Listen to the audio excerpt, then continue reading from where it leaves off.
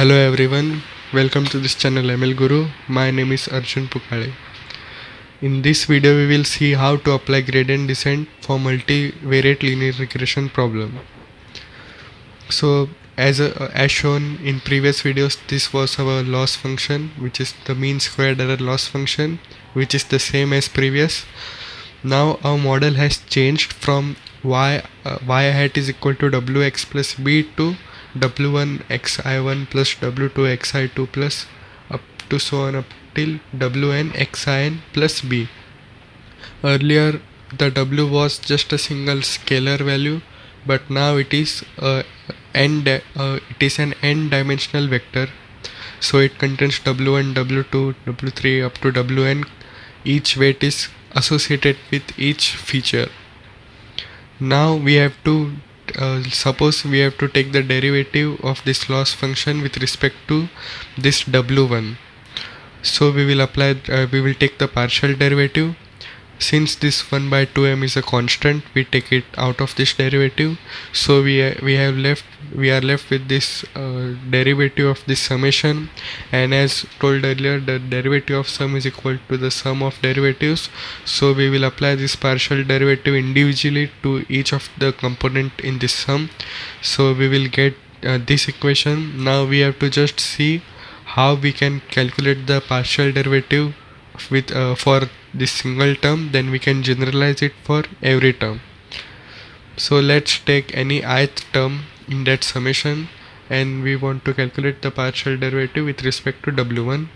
So let's substitute the value of wi hat from this equation, then we will get this. Now we have to calculate the partial derivative of this equation with respect to this w1. So applying the power rule and then taking the derivative of this term inside the bracket with respect to w1, we will get this. So, and again we will substitute the value of this, which was wi hat, back here. So this is our final equation. If you don't get this, you can simply apply this chain rule equation, where we first take the derivative of this with respect to yi hat and then derivative of y hat with respect to w1. So this term is by applying power rule, and the derivative of this yi hat with respect to w1 gives me this term, which is associated with w1. So this is xi1, means the first feature of ith row.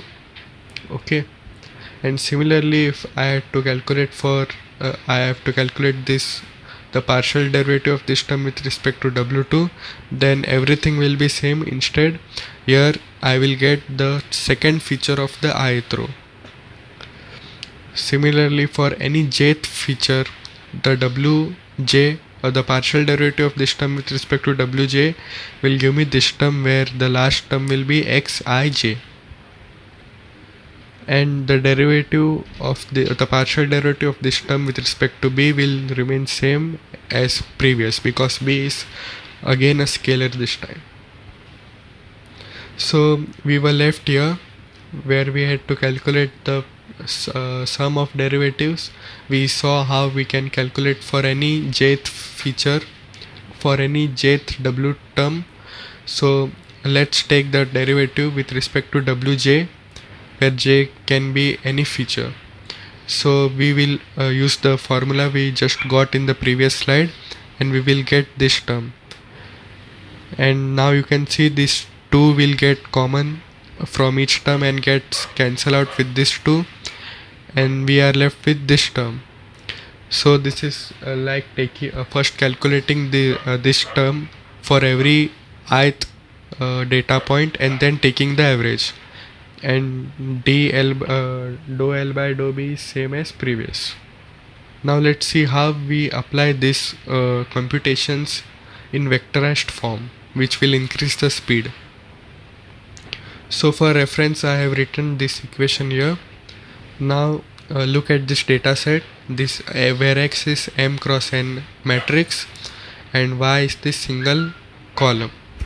So what we are doing is at any point in training, or let's say we initialize the weights randomly, and for that we will get my prediction prediction vector for each of my ith point in my data set, and this is the actual value of y.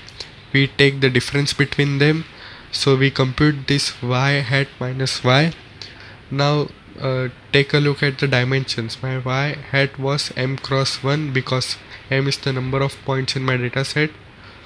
Similarly, y will also be m cross 1. So, and the difference between these two vectors will also be m cross 1. So this is the y hat minus y, which will be m cross 1 vector. Now let's take transpose of this. Now you don't think why we are doing these operations.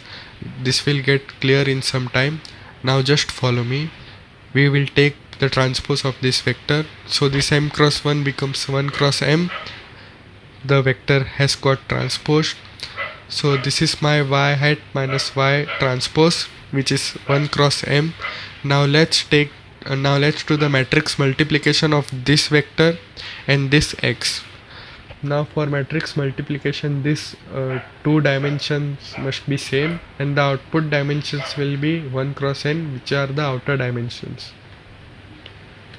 So my output will be something of this form, containing one row and n elements in this array. So let's see how we calculate this. So for the first term among the n terms, for calculating the first term, what we will do is we will simply follow the matrix multiplication.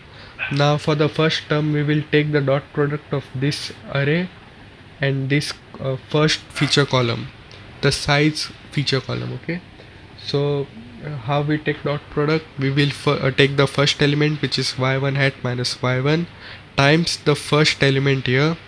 Now this, as I had told you in a previous lecture, each element in this x can be represented by xij, where I is the row number and j is the column number or the feature number. So this 2104 is nothing but x11, the first feature of the first row. So you can see this term becomes y1 hat minus y1 times this x11. Similarly, this plus the second element here, which is y2 hat minus y2 times the second element over here. So, and this will be x21, the second row and first feature, and you can do similarly up to the last term, and you will get this summation. Now this is a scalar value. Okay, so we got this first term. Similarly for the second term, this array will be same. Now we will be dealing with the second feature column, and we will do this again.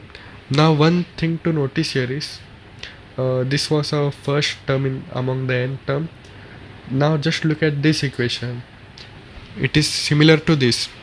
The first difference is the value of j is 1 over here, and there is no 1 over m term here. Now just ignore this 1 over m. Just look at this. You will see that this is nothing but the dou L by dou W1, ignoring this 1 by m. Okay, now if you calculate the second term, this is nothing but dou L by dou W2, and so on up to the last term. Now we will take to apply this 1 over m, we multiply this result by 1 over m to get this term included in the vector. So we multiply each element here with 1 by m. Then the result we will get is same as dou L by dou W1. The second element will be dou L by dou W2. The third element will be dou L by dou W3, up to so on for the nth weight term. Now this was the gradient descent update rule, where we were updating the weight w is equal to w minus learning rate times the partial derivative of loss with respect to w. I have represented that term simplified dw. Now my w was 1 cross n vector w. So if I have to do addition or subtraction on the vector, the second vector must be also the same dimension of that of the first vector. So this dw must also be of the size 1 cross n.